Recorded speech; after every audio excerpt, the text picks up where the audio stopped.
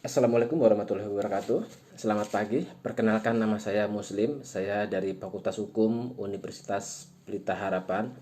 Saya di sini akan menyimpulkan arti dan ruang lingkup hukum pidana.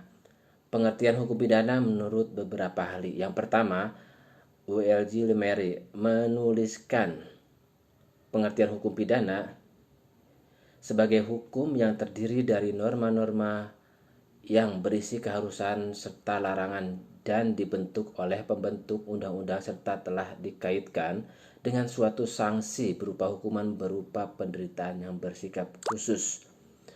Yang kedua, Panhatum menjelaskan hukum pidana adalah suatu keseluruhan dari asas-asas dan peraturan-peraturan yang diikuti oleh negara atau suatu masyarakat. Hukum umumnya di mana mereka itu sebagai pemelihara dari ketertiban hukum umum telah melarang dilakukannya tindakan-tindakan yang bersikap melanggar hukum.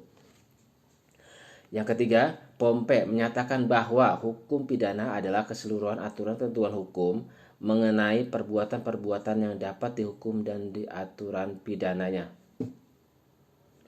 Yang keempat, Hasewinkel Suringa mengatakan hukum pidana adalah sejumlah pengaturan hukum yang mengandung larangan dan perintah atau keharusan yang terhadap pelanggarannya diancam dengan pidana atau sanksi hukum bagi barang siapa yang melanggarnya. Berikut pembagian hukum pidana menurut Simon. Pertama, objektif. Hukum pidana objektif adalah hukum pidana yang berlaku atau disebut juga hukum positif. Yang kedua, subjektif adalah hukum pidana dalam arti subjektif atau ius punele, berisi tentang peraturan-peraturan yang patut dipatuhi oleh setiap warga negara. Panhatum, hukum pidana material adalah semua ketentuan dan peraturan yang menunjukkan tindakan-tindakan yang dapat dihukum.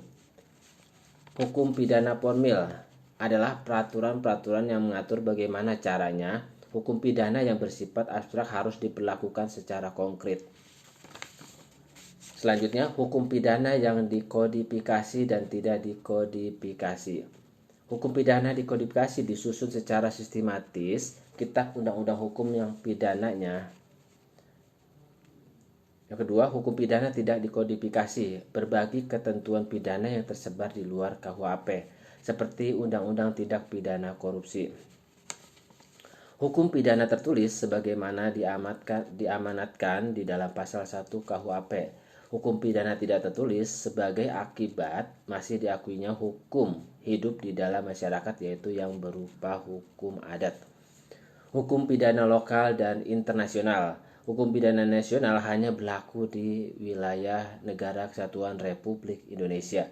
Hukum pidana internasional hanya diakui dan diberlakukan di semua negara yang diadilinya di mahkamah internasional. Fungsi hukum pidana yaitu melindungi kepentingan hukum dari perbuatan yang menyerang.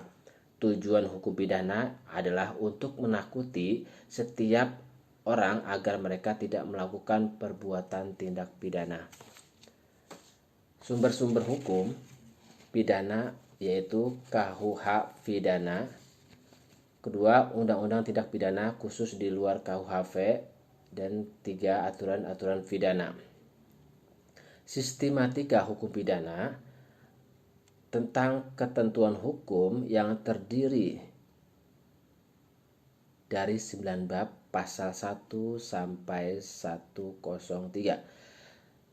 Yang kedua, tentang kejahatan ada 31 bab di pasal 104 sampai 488. Yang tiga, tentang pelanggaran ada 9 bab di pasal 449 sampai 569. Hukum pidana itu sangat luas. Mengenai fungsinya, bagaimana penerapannya, bagaimana spesifikasinya, hukum pidana yang tersebar dalam peraturan perundang-undangan di Indonesia. Demikian singkat summary dari saya. Terima kasih atas perhatiannya. Assalamualaikum warahmatullahi wabarakatuh. Selamat pagi, salam sejahtera.